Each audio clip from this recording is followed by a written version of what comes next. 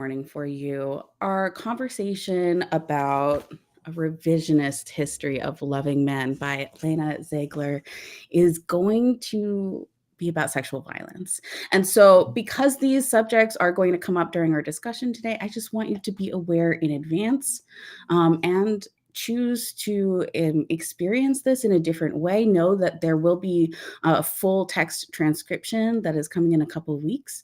So just know that I want you to take care of yourself and your mental health. So, whatever feels comfortable for you, I'm very excited for this conversation because telling your story is really meaningful. And this conversation is actually about revising your story. Lena, would you please introduce yourself for people? Absolutely. Well, first of all, Jennifer, thank you so much for having me today. I'm really excited to be here with you and talk to you. Hello, everyone. My name is Lena Ziegler. I am the author of the book, A Revisionist History of Loving Men. I met Jennifer a few years ago, actually. I was in academia up until the last May or June. And so I've known her for a little bit now, and it's just a pleasure to come back. But I am essentially someone who has spent the last several years of my life writing about, researching, and ultimately revising my own telling of a story about my own experiences of sexual violence and how those relate to the culture at large in which these incidents for myself, but also for a larger public, it takes place. So I know it's a very like kind of general overview, but I guess I'm keeping it relevant. Is this writing project something that you started when you were in your dissertation phase? How did it originate? That's a great question. So this project actually, so a little bit about my background. I started my MFA in creative writing in 2015, and I was going in for fiction. And the school that I was at, Western Kentucky University, it was a new MFA program, and they were very open to cross genre um, workshops and just exploration. And so, because of that, I took a couple of memoir courses. And in the process of being in a memoir course, um, two different ones actually, I started to explore some topics about sexual violence that I wanted to talk about just based on some previous experiences that I had had. I didn't realize though, like it was through that class, through one of my final classes in my MFA actually, a memoir class where I read another woman's memoir. It was College Girl by Laura Gray Rosendale. And it's a memoir about a woman who was raped when she was in college. And she is talking about her experience seeking justice, but also seeking understanding of what her experience was. And as I was in this class, I was reading this and I was finding I was relating more to, I had experienced a rape that was similar in some ways to what she experienced in this book when I was much younger, but I was thinking about other incidents from my life that were not that. I was finding I was being triggered about relationships I had been in, relationship I had been really close to the time I was in this class. And it made me think, okay, I have to explore this. So in a way, I started exploring that during my MFA program, where I was really grappling with the question. This was the primary question for me, is like, what defines consent? And how does that inability to understand consent impact your ability to understand if you've been assaulted or abused in some way? So that was sort of how I ended my MFA. Now, I'll be honest, none of the writing from my MFA ends up here. This did come from my dissertation research. So I went from an MFA in creative writing to a PhD in rhetoric and writing studies. And I did that because I wanted to study the rhetoric of sexual violence in specifically in American culture, how we talk about um, consent, how we talk about the people who we consider perpetrators, how we talk about victims and survivors. Like there's all this rhetoric that I was seeing a connection to that is part of what allows you to be able to find the language for yourself. And I noticed that for me, and I assumed this was true for other women, the language around sexual violence was a huge part of whether or not you could identify with sexual violence, having been experiencing it, anything about it. If you had an issue with the language, it was very hard to even move on in your life and even name an experience and then identify and heal from it. So that I came in wanting to analyze it and research it from that sort of rhetorical lens. But I knew, because I was a creative writer, I knew I wanted to create something that was a hybrid of the personal and the researched or academic. So I would say this book is broken into 3 different parts. The first 2 parts were written as a part of my dissertation, which I completed in 2021.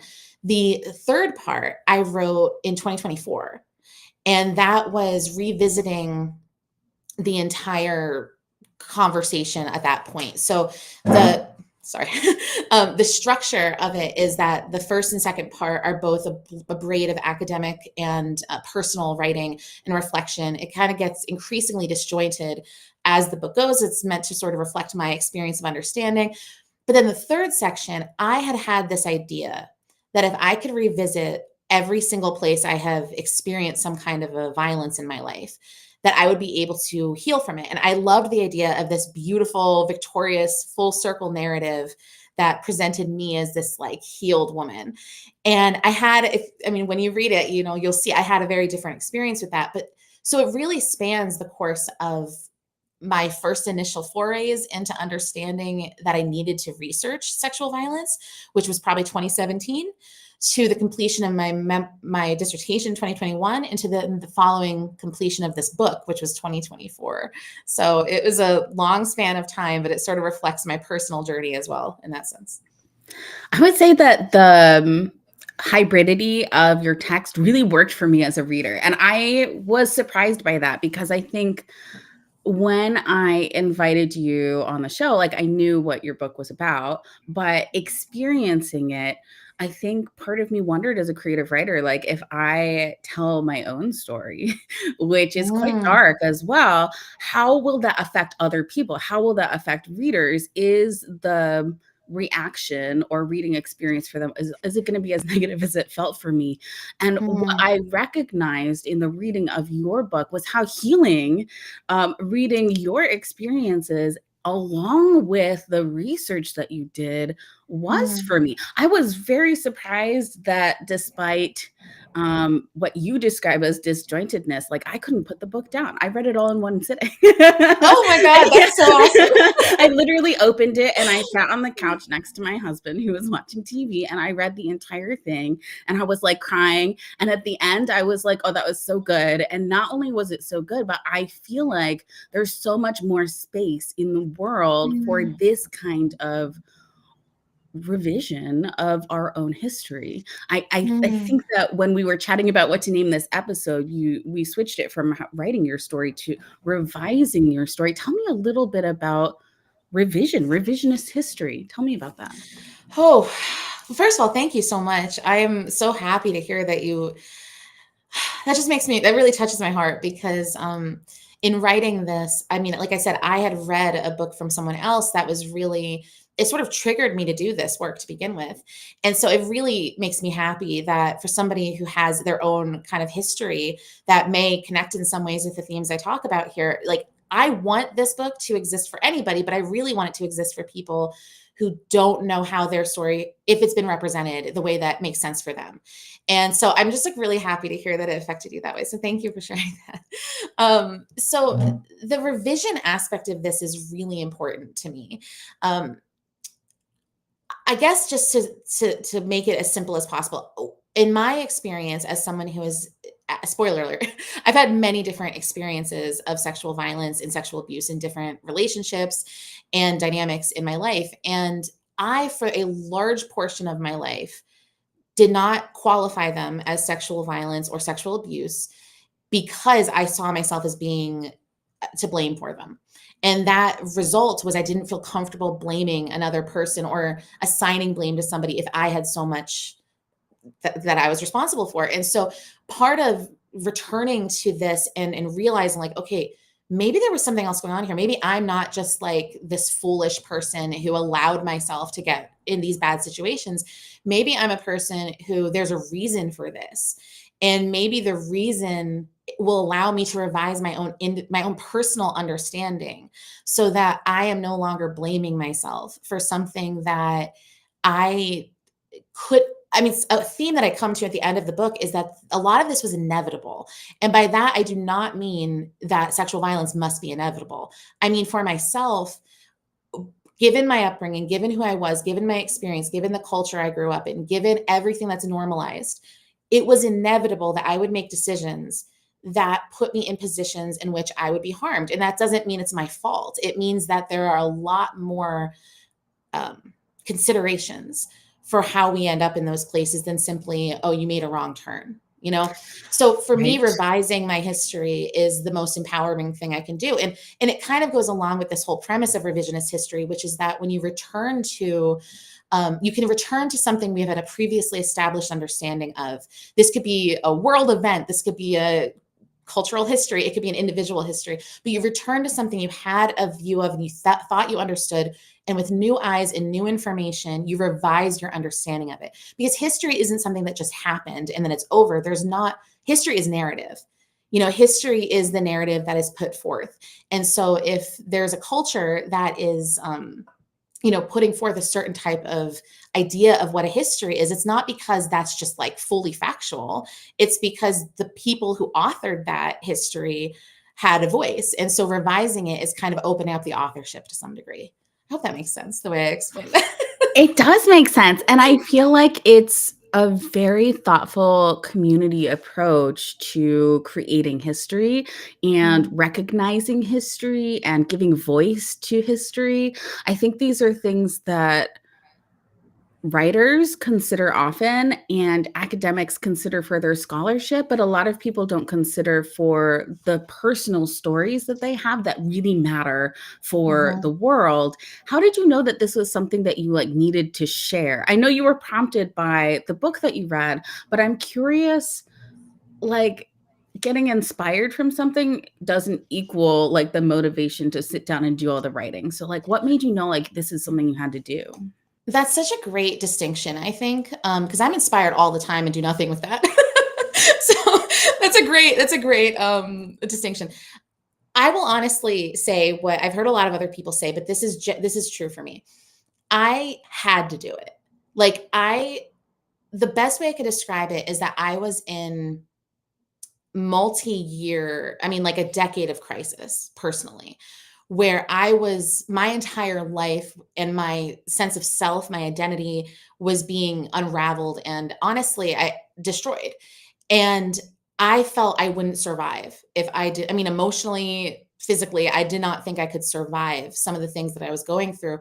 And the self-blame of that. I mean, I don't want this to sound like I am actually blaming myself, but I was repeating a lot of behaviors that were a trauma response to things I had experienced. And that repetition of behavior was ruining my life.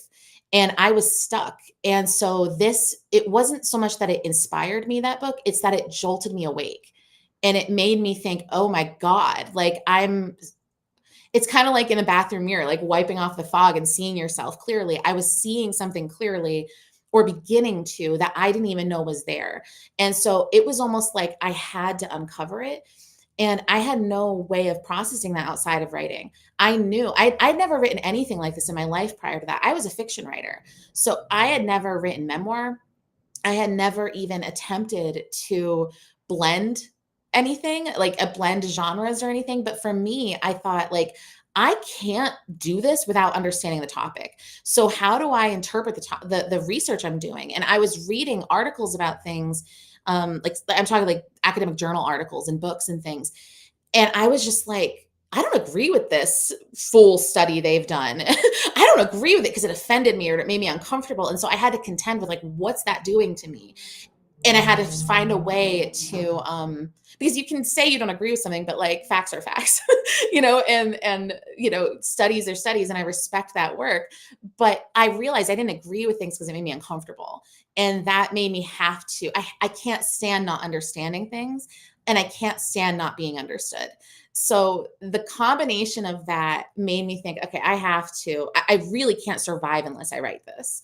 And so it became this act of desperation for me. But it was the chief curiosity of my life. I mean, I was obsessed with my sexuality and my sexual relationships and the dynamics in my life. I mean, it was literally ruling my life, not in a fun way, in a very unhealthy way. So it kind of was like an inevitable thing. Again, I if I was going to move on and become any kind of a person at all and heal in any way, I was going to have to confront it. So I think about how much healing happens for people who've experienced sexual violence in their 30s, 40s, later in Mhm. life. What was that like to have so much time between your experiences and then writing about it? How did you care for yourself during the writing process? Oh my God. I didn't. No, I mean, I'll be honest. It was a so to give in context, I mean, the last relationship I was involved in, or a dynamic I was involved in that um is featured in the book as part of my sexual trauma history is in like 2017. So I started writing this the fall of 2017. So or I started researching. I started writing this summer 2019, or yeah, I think so. So actually that's not right, but either way, I started writing it toward the end of my PhD program, but I was researching all that time. I Okay, so I was in therapy for a little while when I was in graduate school. I did not continue all of graduate school, but I've been in therapy now for the last 5 years, like solidly. But I will say I did not take care of myself. And that was one of the biggest things, is that I find this very ironic, but it's also very telling. So part of this type of trauma history is like you don't value yourself and you don't take your own trauma seriously, because part of telling yourself it's your fault is that you can't take it seriously. So by not taking it seriously, even though I was spending all this time researching it, I was writing about it, and I was doing a dissertation on it, I didn't take it seriously. And I say that because I thought I'd be fine. I had no idea it would harm me. I genuinely didn't. And that's why, to correct my timeline before, I actually started writing this book in July of 2020, and I finished it February 2021. And then I wrote the rest, the third part or whatever later. But in terms of the dissertation portion, appears in the book, I wrote it during that time period, which is objectively very fast. But I was so angry at myself the whole time I was writing, because I wasn't writing enough. I was comparing myself to my colleagues who were writing, and my cohort members who were writing amazing things, but not traumatic things, not things that required personal, I was comparing myself because I did not take it seriously enough to even know this is going to be hard for me. And I remember my dissertation advisor was very concerned about me and kept asking me, like, Lena, are you sure you should do this? Or are you taking care of yourself? And I was like, sure. What do you mean? Of course I can. This is fine. I'm a writer. And I had this identity of like, well, if I'm a writer, then who am I to be affected by what I'm writing? It was this weird disconnect I had, where the art and the craft of what I was doing had to matter more than me. And so I didn't take care of myself. I struggled tremendously with my mental health that whole time period. I was exhausted. I didn't write anything for a year after I finished it. I then had to basically like force myself to send it out for publication. Like I really avoided it. Even then, I had multiple extensions throughout the time I was working with my publisher, Autofocus, because I continued to not be able to revisit it. And every time I'd reread it, I would have nightmares, and it was crazy. And I'm not saying that to frighten people who want to write about their experience, but to say, if part of your trauma is that you don't take yourself seriously or your pain seriously, that will come up for you in the process.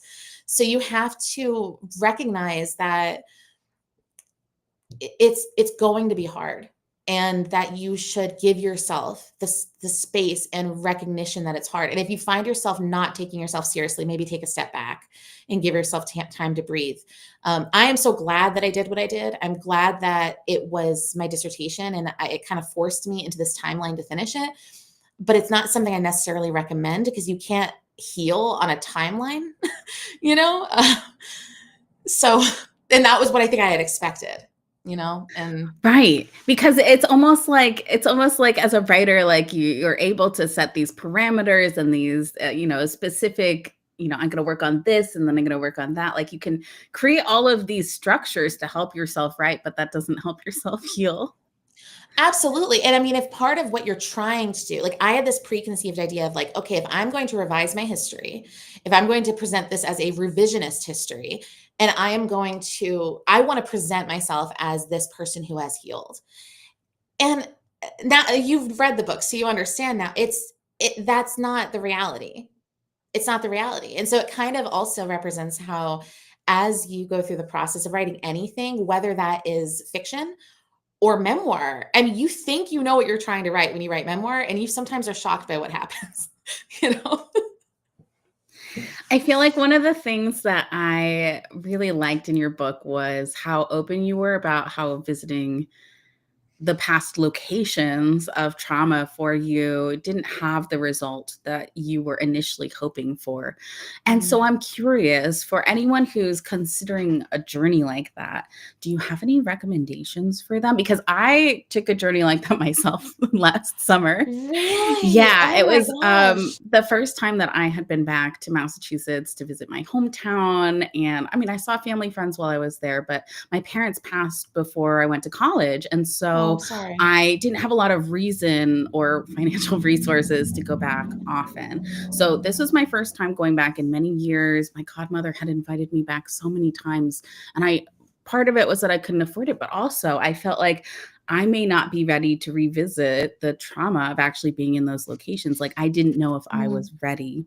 Um, mm. I took my whole family. I took my husband, I took his parents, and we all did it as like a family trip. We started with family, we ended with family, and I really think that that was an unexpectedly healing journey for me. I thought it was going to be Oh, way harder than it was. And so I'm really glad that I brought all of the people that I was like, they love me most and like they will be here for me if I do break down. And I didn't, but yeah. I hope other people who are hearing this like may consider that for themselves. And I'm curious, is there any point in your trip that you were like, oh, if this support was here, or if I had thought of this in advance, maybe it would have been a little bit better? That's such a good question. I wish I could give you an easy answer, but I can't. I mean, I I initially planned this, and it was this thing I was very excited about as from a writer perspective. I was like, this is like investigative journalism. I actually didn't mention this, but I recorded myself on my phone walking into places and speaking out loud my thoughts about stuff. And I even recorded like when I checked into hotels because I imagined I was like, I'm gonna make this incredible audio project that's representative of, and I still think that's cool. It's just I that's just to give you a perspective of like I was thinking of this pretty much entirely from a creative perspective and like how cool will this thing be to create this. And about a few days before I was going to leave, I was having a breakdown in therapy about it, and I ended up inviting my husband to come with me, and he did come with me throughout. But I would say that the first few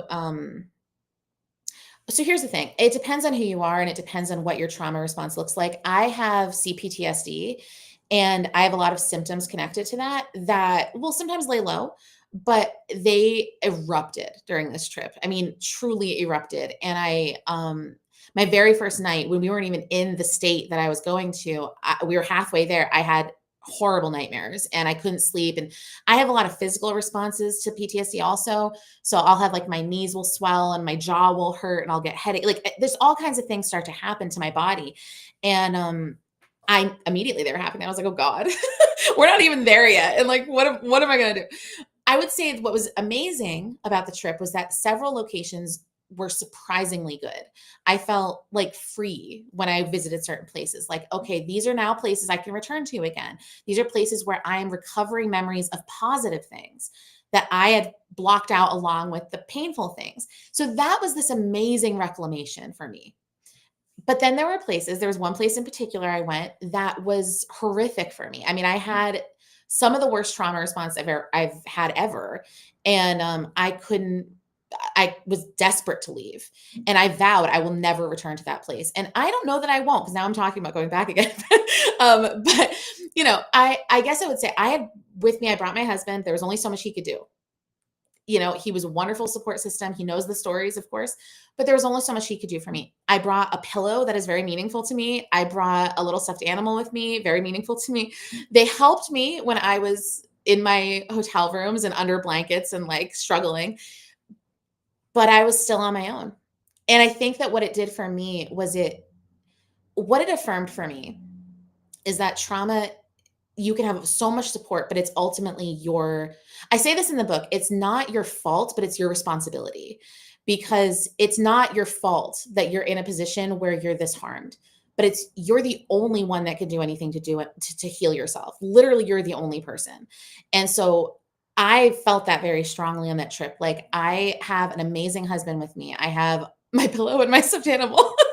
you know, I have all these things, but I have an amazing therapist, but I am the only person that can do this work. I'm the only person. And so I need to trust my own voice about stuff. I need to trust myself to really believe that I'm affected by things. So I wish there was a simple answer. I think that it's every individual person has to find that. I don't know that for everybody it would be healing to return, to be perfectly honest. I'm glad it was for you. I'm so glad to hear you had that experience. That's so nice. I don't know that that's necessary for everyone. For me, I think it was, because it also really showed me where I'm actually at in my healing process also, you know? So. Oh, thank you for sharing that. I love that you brought your stuffed animal. That's my favorite part of that story.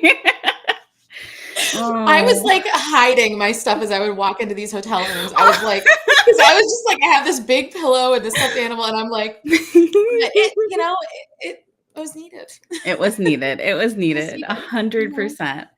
I am curious because there's for sure people that are listening to this that are like, I have a story to share and I would like to Mm. talk about it. One of the things I really admire about you is how open you are talking about what many people consider difficult to voice subjects. And so I'm curious if you have advice for people Mhm. about talking about this kind of thing because it is dark, it is hard, it is something that makes people uncomfortable, but it is also important to share because it's part of you. So, how do you Mhm. balance that? Oh, it's so difficult. I mean, I think that to one point, you have to really know why you're doing it. Like, I think that's really important. Like, in my case, like I said, I was writing this because for me, it felt like survival to write it.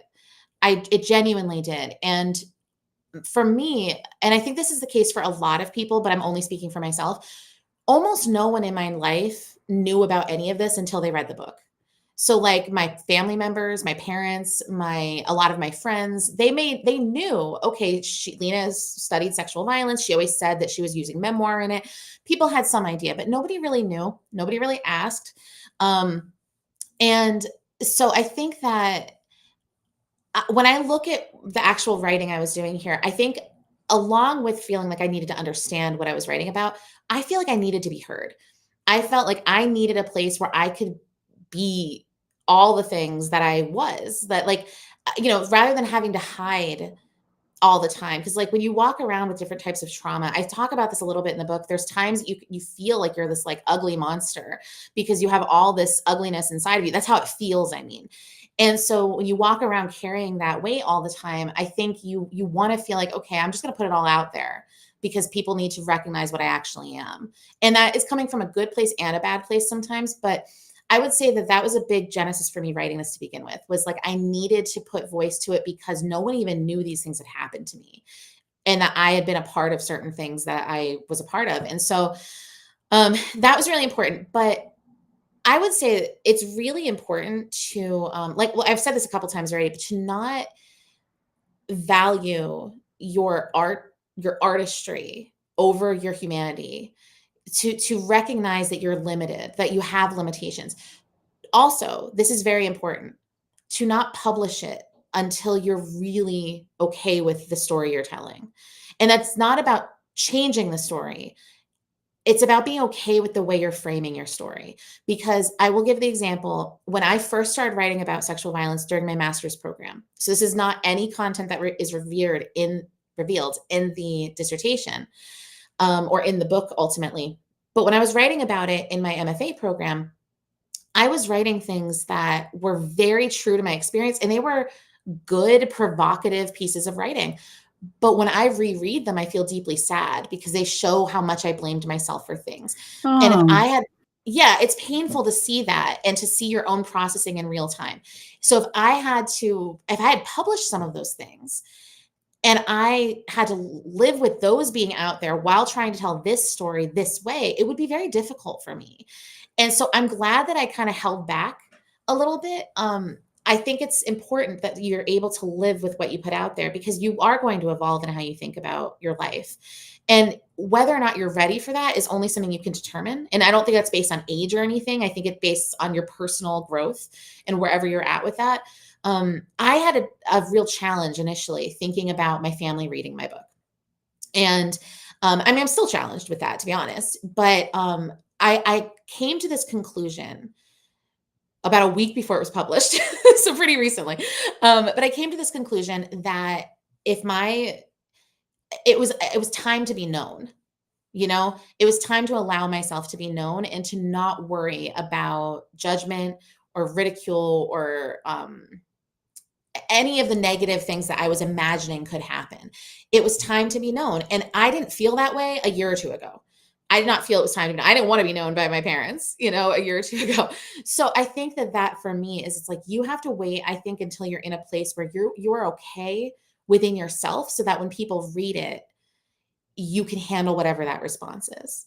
That's really part of taking care of yourself also, is not like, telling the story is one thing, crafting it is one thing, putting it out there is a totally separate thing. And I think they get conflated too often.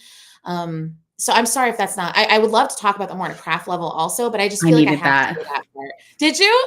Yeah, I needed that. I needed that because, okay, so like I've said this on the podcast before, but like I am sitting on a stockpile of poetry that I have not sent out for publication. This is not a bad thing. This is like, I'm so delighted that I still have capacity to write and run the Mm, academic designer full time. Like, I love that. But I have a disconnect, I would say, between my writing and audience right now.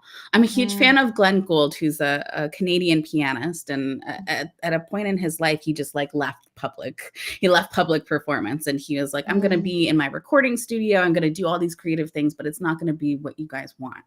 And I think that when I did my thesis on him in college, I really recognized that I didn't have to do all of the things just because other people would like me to. So every time mhm, someone asks mhm, me, I would love to read more of your poetry, I would love to read new stuff, like, when are you going to publish? I say to them, like, well, I'm not publishing right now, but you're right, I should do it. But what you just said is like, you need to wait until you're ready. And the truth is, I'm not ready. And that's mhm. okay. Like, I will be ready Yeah. one day and it'll all be here. Like, if something happens to me, my husband has the password, he'll get it out there. Mhm. But I think that what makes a difference is having agency in telling our story. And when that Yes. story comes out, when we feel comfortable to be public, like, I told my husband, like, I don't want to publish a book about this because I don't want to be invited to speak about it.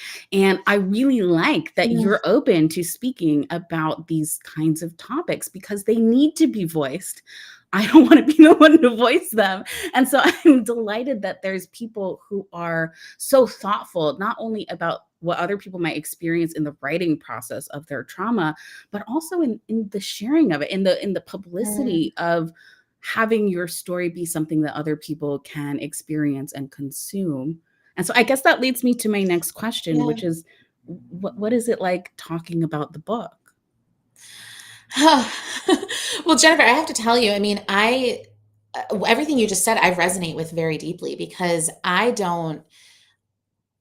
actually felt very resentful of the idea of being associated with sexual violence. When I was doing research about this, I remember in my PhD program, which was a very academic program, they talked all about, you make a profile as a researcher.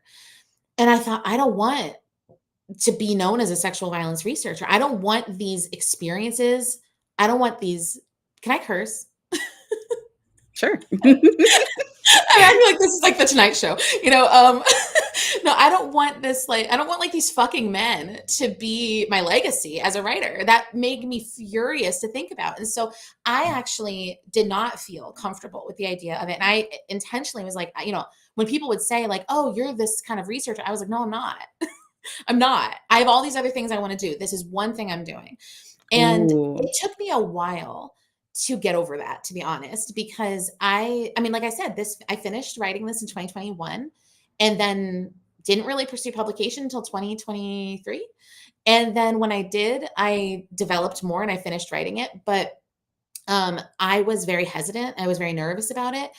And now I feel comfortable separating myself from, this is work I have done, but this isn't who I am.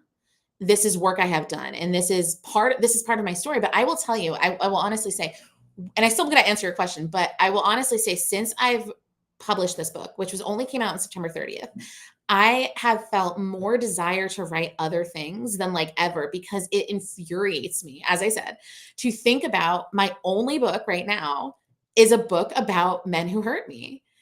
That makes me so angry. Like, as a woman, and as a person, a fully developed, multifaceted human, I don't like the idea of anyone defining me by my past experiences. And I'm very proud of this book. So this is in no way a knock on the book itself. I'm extremely proud of the work.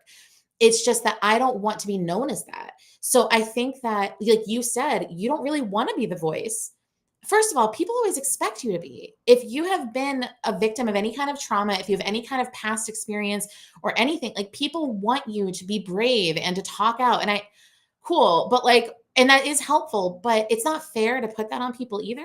Not everybody has to be an activist. Not everybody has to be an advocate. You can be Jennifer, who runs the Social Academic and is a poet who publishes when you want to, and that could be enough, and that's perfect. And somebody will still find your work and it will still affect them, because the work will speak for itself. You don't have to go out there and speak too. But with that said, I am really enjoying the opportunity to speak about this, because I have no experience talking about this in my personal life. I have limited experience, and I'm so proud of the book. I'm so proud of what it took me to write it. I'm so proud of, like, both in terms of my intellect and my ability, but also in terms of like the things that I had to go through on a personal level to get to a place where I can sit here and talk to you about this past. Because the thing I'm the most proud of is the fact that it is the past. And so it's an honor, honestly, to get to talk about it. And it's an honor to get to talk to people who are doing great things like you are, but also just generally an honor to get to represent what it is to kind of move on, you know? Oh, it's a story about moving on. The revision and the dissemination is also about what comes next. Yeah. Yeah. That's beautiful. Oh, well, thank you. I mean, I wanted to emphasize that at the end of the book, actually, that it is a continuation, and it's not this easy kind of black and white closure. It's a continuation, but that continuation is going to look a lot of different ways. And it may or may not involve me revisiting and writing more about this topic, but it's not my intention to become known for it either. I really want to be known for somebody as somebody who's also moved on, so that it doesn't define me. I love it. I love it. Thank you. Thank you. Who do you hope reads your book? Who should go out and get a copy like today? Oh, I think most importantly, um, women, and young women especially, but any women who have experienced sexual violation that you don't know how to talk about or define, especially if it was with a person that you love, or even actively love, or a person that you did love or trust. I think anyone who feels ashamed of themselves inside when it comes to their own sexual history. I have a long and convoluted sexual history that I get into in this book, and there's things in the book I'm not proud of at all, but it does not define who I am, and it is something that I'm working on not being ashamed of, because I don't think I have a reason to be anymore. And not that I ever did. I'm just saying I've moved on from believing that I have a reason to be ashamed. And I think, though, that the thing that I really want is for someone to read this and be like, "Oh, I'm like I'm not alone with this." I mean, that sounds kind of cliche, I guess. I don't mean it in a cliche way. So I'll give you an example. I've read Lydia Yuknevich's. Have you read Lydia Yuknevich? I She's haven't. phenomenal. She has this memoir called The Chronology of Water. And it's largely about childhood trauma, but it's also about adult trauma. She was homeless at different times. She lost a child. She has experiences with sexual abuse. She has this very sordid history and sordid life. And she wrote about these things. And she wrote about things that we as women are told to be ashamed of, but she wrote about them with such ownership and sense of, this is my story. Like, this is just who I am. This was my story. This is the complexity of me that was very inspiring to me when I first started writing. I want someone to read my book and be like, oh, the things I judge myself for, like, I'm not going to judge myself for that anymore. Or this person who's, you know, come through this, or is however they perceive me in the book, this person has also gone through this and they're okay. And they're not a bad person. You know, I want that kind of camaraderie to form from the people who read this book. That's really important to me because that's what I desperately needed. I desperately needed someone to tell me I wasn't disgusting, that I wasn't a monster, that I wasn't broken, that I wasn't all these things, but that I was a deserving person of love and support and compassion. And so I want to be able to communicate that to people who maybe be struggling with that. Like, if I had heard someone saying the things I'm saying right now before I wrote this book, I would have been like, oh, that is me. Like, I am that person and I should read that book. So that's why I'm saying it this way. If you feel all these things inside, like, I want you to read this book. Or if you think that somebody else might, I mean, I would love for former students to have read it. It's a little embarrassing to imagine, but I would like that to happen, because I do believe that this story that I'm telling, while the nuances and particularities of it might be different, the shared experience of being a woman in American rape culture is a shared experience. And we all have experiences that overlap and cross over. So any woman that relates to that, I think, could benefit from reading it. I hope. So. Budget cuts, changes to the department. You've left academia, but I'm curious, like, the book just came out, but like, if you were teaching, how might you approach sharing that with your students? Well, I don't think I'd want active students to read it. It's a little bit, it would feel a little inappropriate given how, Okay. Yeah. for me, it would feel a little inappropriate. But I would recommend students who I wasn't working with anymore. I would recommend them to read it. Especially students that, so many students that I've worked with have shared their sexual trauma with me. It is so pervasive. And so many of them blame themselves. So many of them, almost all of them, it was with their boyfriends or partners and things. So I feel that it would be beneficial for a lot of them to read it. I would approach it, though, from talking about what you can do on a craft level, where you can use different forms to write. You can use research to inform your memoir. You can write random bits of poetry and hybridize what you're doing to show the disjointed nature of your experience. So I would want to use it as, like, I get it. First of all, I get what it's like to write about these hard things. And here are some possible pathways to do that, where you may not right now know you have the option to do some of these things that are playing with form. You can, because sometimes that's the challenge with writing. Kind of going back to the previous question you had about how would somebody start writing. Part of it is finding the genre and form in which it needs to come out. For some people, processing through fiction would be just as impactful as processing through memoir or poetry. You know, it just depends on the person. But realizing that there is literally nothing you can't do when it comes to writing. There are no rules. There is nothing, in my opinion, there are no rules that you can't break. There's no genres you can't bend. So if you want to tell your story, you need to find the pathway to do it that's going to fit the experience and the way you experienced it. So I would want to use it as sort of a model for that, I think. I think that's beautiful. And I also believe that everything that you just said applies to all parts of our story, whether it's your Mm, research story, your personal story, your professional leadership career, like whatever it is, if there are parts of you that want to share it, and maybe writing the traditional academic paper is not the place for that story, you mhm, have options. I have had people recently on the show who talked about public scholarship, Doctors Ben Rialton and his wife, Dr. Von Joy.